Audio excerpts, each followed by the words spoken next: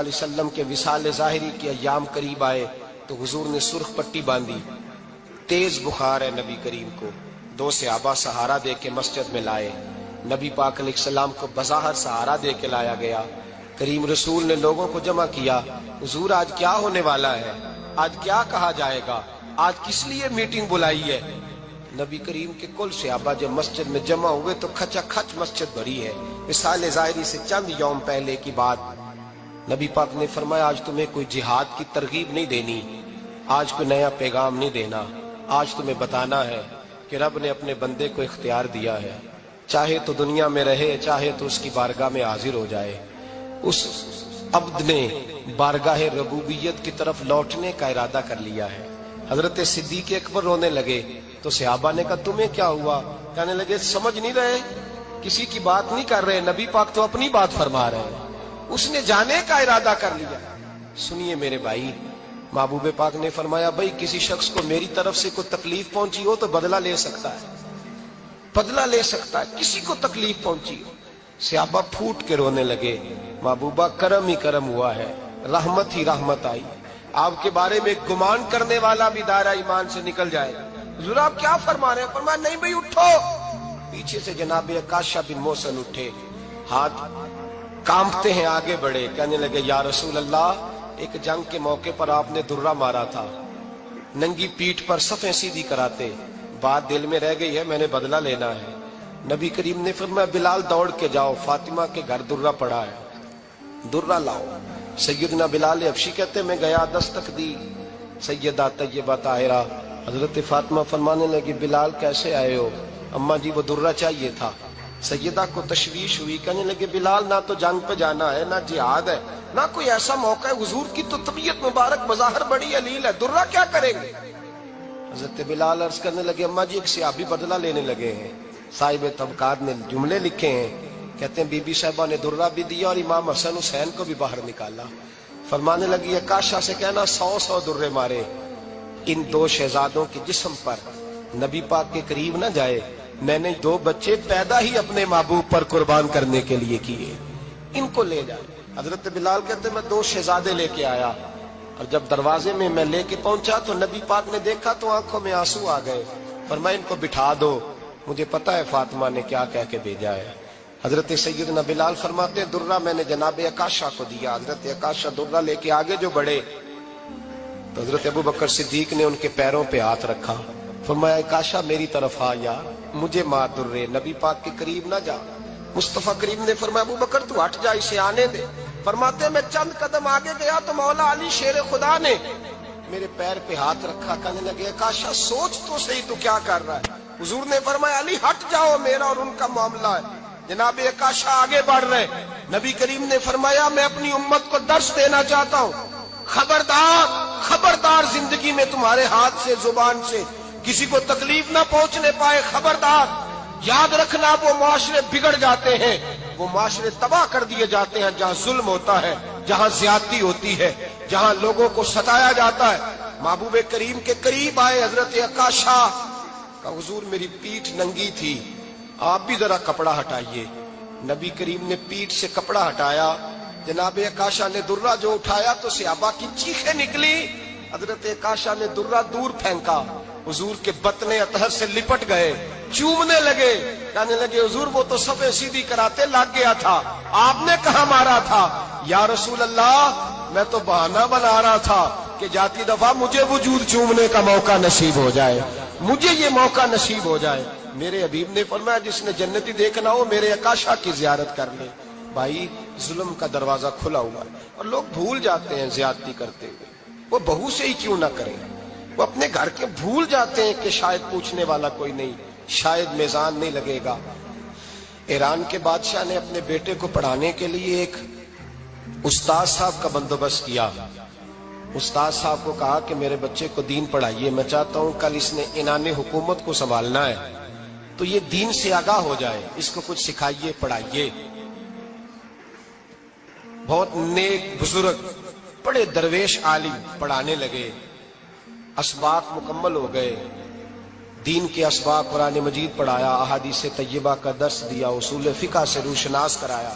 جب بچے نے مکمل تعلیم حاصل کر لی اور آمین ہو گئی، دستار ہو گئی، فارغ ہو گئے، تو پھر ایک دن استاد صاحب نے کہا بیٹے کل تم نے ضرور آنا ہے، کچھ بات کرنی ہے۔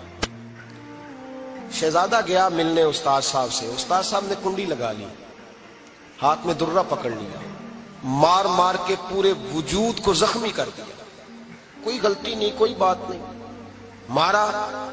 اب بچہ آیا آ کے بادشاہ سلامت سے کہا کہ ابا جی سمجھ نہیں آئی، بڑا مارا ہے استاد۔ تو سیانے تھے نا بادشاہ، یہاں تو قاری صاحب روز کٹہرے میں کھڑے ہوتے ہیں، مولوی صاحب آپ نے میرے بچے کو کیوں مارا ہے؟ آپ 8,000 کے مولوی ہیں، میرا کئی کروڑ کا بچہ ہے، سویرے بدل لیں گے، خبردار آپ نے بچے کو ہاتھ لگایا، اپنی حیثیت میں رہے معاذ اللہ۔ جو قومیں استادوں کو کٹہروں میں کھڑا کرتی ہیں وہ ترقی نہیں کر پاتی، جو استادوں کو کٹہروں میں روز کھڑا کرتے ہیں۔ کہا ابا جی بڑا مارا ہے، تو والد بڑے سمجھدار تھے، کہنے لگے بیٹا استاد باپ ہوتا ہے، وہ زیادتی نہیں کرتا، کوئی بات ہوگی، میں تیرے استاد کو کٹہرے میں نہیں بلاؤں گا۔ اماں سے بات کی، اماں کہنے لگی بیٹا میں تیرے باپ سے کیسے بات کروں، ڈرا تھا۔ وقت گزر گیا، 22 سال بیت گئے، 22 سال گزر گئے، بادشاہ کا انتقال ہوا، شہزادہ تخت پہ بیٹھا، پہلا حکم یہ دیا کہ میرے استاد کو بلاؤ، پہلا حکم۔ استاد جی بوڑھے ہو گئے تھے، چھڑی کے اوپر ٹیک لگا کے آئے اور بھویں سفید ہو کے جھک گئی تھیں، یوں آنکھ کھول کے بڑی مشکل سے دیکھا، کہنے لگے شہزادے حکم ہو۔ کب میں شہزادہ نہیں، اب میں بادشاہ بن گیا ہوں۔ استاد جی 22 سال بیت گئے، آپ نے مارا تھا، پر وہ درد چونکہ زیادتی کی تھی، میرا قصور کوئی نہیں تھا، تو نہ میری روح سے درد گیا ہے نہ میرے جسم سے گیا ہے، میں بے اختیار تھا، پوچھ نہیں سکتا تھا، آج با اختیار ہوا ہوں۔ سب سے پہلے پہلا حکم آپ کو دیا، بلایا ہے، بتائے کیوں مارا تھا، کیوں مجھے مارا تھا، میری زیادتی بتائے۔ تو استاد، بوڑھے استاد کی آنکھیں آنسوؤں سے بھر گئی، کہنے لگے بیٹے بس آج کے دن کے لیے مارا تھا، یہ جو دن آ گیا نا میری زندگی میں، اس لیے مارا تھا، یہ میں چاہتا تھا میری زندگی میں وقت آئے، آج کے بس میری مراد پوری ہو گئی۔ کہا صاحب کس لیے، مجھے بھی سمجھائے۔ آپ فرمانے لگے کتنی دیر ہو گئی تجھے مار کھائے ہوئے، کتنا زمانہ بیت گیا؟ کہنے لگا 22 سال۔ فرمایا زخم بھولے تو نہیں، درد ختم تو نہیں ہوئی، تمہیں بات 1 منٹ کے لیے بھی تمہارے حافظے سے محو تو نہیں ہوئی؟ کہا استاد جی روز رات کو یاد آتی، روز خیال آتا تھا۔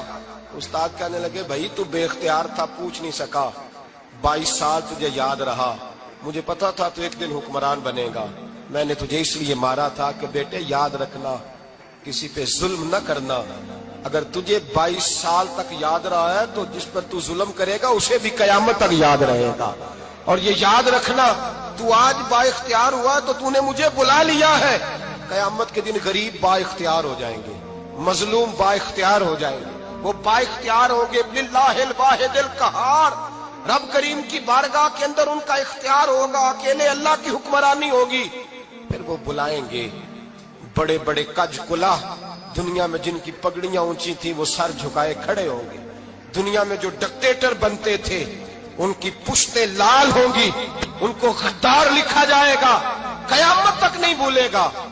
ظلم کرنا تو سوچ سمجھ کے کرنا، اتنا کرنا جتنا تم سہ سکتے ہو، اتنی زیادتی کرنا جتنی قیامت میں تم برداشت کر سکتے ہو۔ میرے نبی کریم صلی اللہ علیہ وسلم نے فرمایا ظلم سے بچو، یہ قیامت کے اندھیروں میں سے ایک اندھیرا ہوگا، زندگی میں زیادتی نہ کریں، اگر تھوڑی دیر کے لیے کوئی چیز برداشت کر جائیں گے تو وہ فائدہ دے جائے گی، کچھ دیر کے لیے اگر سہ جائیں گے تو نفع مل جائے گا، سہنے کی کوشش کریں لیکن زیادتی نہ کریں، نظر کو، سوچ کو، ذہن کو پاک رکھیں، اور میرے بھائی زندگی پوری ظلم سے بچیں، زیادتی سے بچیں۔ امیر المومنین حضرت جناب سیدنا عمر فاروق رضی اللہ تعالیٰ عنہ رات گھر میں تھے تو رونے لگے، بڑی دیر تک روتے رہے، والدہ اٹھی تو صاحبزادے سے کہنے لگی پتہ کرو تمہارے باپ کو کیا مسئلہ ہے۔ شہزادے آئے، کہنے لگے امیر المومنین والد گرامی کیا ہوا؟ تو حضرت عمر فاروق کہنے لگے بیٹا اپنی اماں کو بلاؤ۔ والدہ آ گئی، کیا بات ہے، کچھ طبیعت خراب ہے تو حکیم کا بندوبست کیا جائے۔ تو حضرت عمر کہنے لگے کچھ بھی نہیں، آج مسجد سے نکلا ہوں تو نبی پاک کے صحابہ میری تعریفیں کر رہے تھے۔ یہ حضرت فاروق اعظم کے وصال کے قریب کے دن ہے، تعریفیں تو حضرت یہ رونے کی بات ہے کہ خوش ہونے کی؟ آپ فرمانے لگے نہیں، سوچتا ہوں باہر تو میں اچھا رہا ہوں، پتہ نہیں گھر میں ہی کوئی زیادتی نہ ہو گئی ہو، پتہ نہیں تمہارے ساتھ بھی میرے معاملات ٹھیک تھے کہ نہیں۔ صحابہ تو تعریف کرتے ہیں، رو رہا ہوں تمہاری وجہ سے نہ الجھ جاؤں، بیوی ہی نہ کہے میرا حق ہی ادا نہیں کیا۔ یہ لفظ کہتے کہتے پہاڑ ہے یہ شخص، کیسر و کسرا کامتے ہیں۔ حضرت عمر رو پڑے، بی بی سے کہنے لگے مجھے اللہ کی رضا کے لیے معاف نہیں کر دیتی؟ میرے اوپر بوجھ تھا امت کا، میں ساری رات مدینے کی گلیوں میں پھرتا تھا، دن سارا مسجد میں گزرتا تھا، میں تجھے وقت نہیں دے پایا، معاف نہیں کر دیتی؟ تو زوجہ کہنے لگی نہیں عمر، میں نے بھی زندگی میں اپنا کوئی سکھ چین نہیں دیکھا، کوئی چاؤ پورا نہیں کیا، میں کیسے معاف کر دوں؟ میں نہیں معاف کرتی۔ حضرت عمر زمین پہ بیٹھ گئے، رونے لگے، کہنے لگے چل معاف کر دے۔ کہنے لگی ایک وعدہ کرو، قیامت کے دن رب کریم کی بارگاہ میں میری سفارش کرو گے؟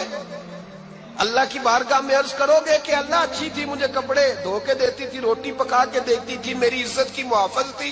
جناب عمر کہنے لگے تیرے ساتھ وعدہ ہے، رب اپنے فضل سے عمر کو جنت دے گا تو عمر تجھے جنت میں ساتھ لے کر کے جائے گا، تیرے ساتھ وعدہ ہے۔ میرے بھائی جن کے دلوں میں احساس تھا کہ ہم سے کوئی زیادتی نہ ہو جائے کسی جگہ، وہ تو یہاں تک معاملہ کرتے تھے، یہاں تک ان کا خیال رہتا تھا۔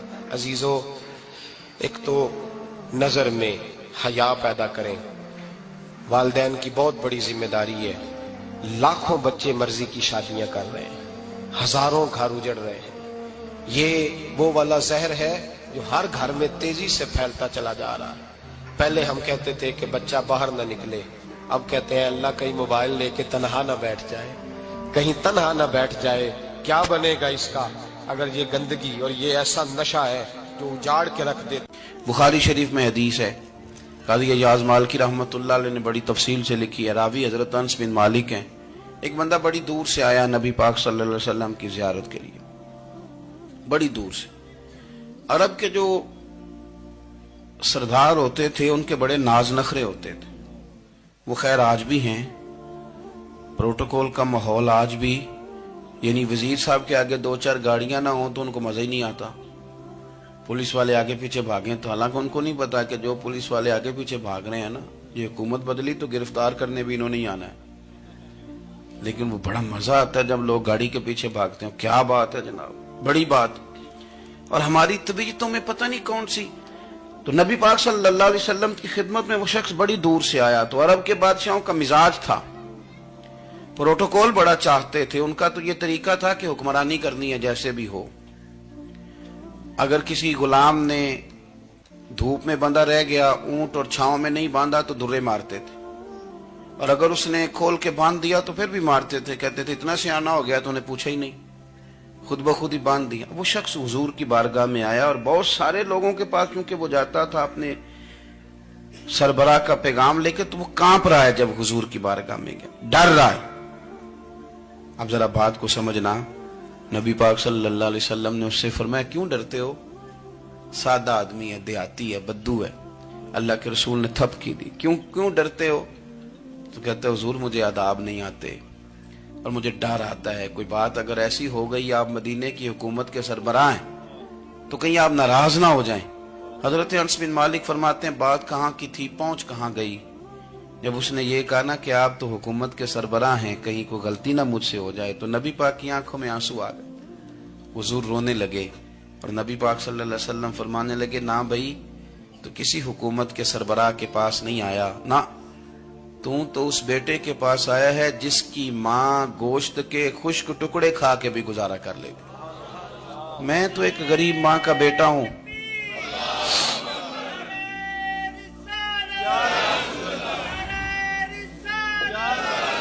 بھائی اگر آپ کا یہ ذوق بن جائے، دیکھو نا آج تو لوگ بھول جاتے ہیں نا، کپڑے بدل لیتے ہیں تو وہ سمجھتے ہیں کہ شاید سارا کچھ ہی بدل گیا، یعنی گاؤں سے آ کر پڑھنے والے بھول ہی گئے ہیں کہ کس کی ماں نے کتنا زیور بیچا۔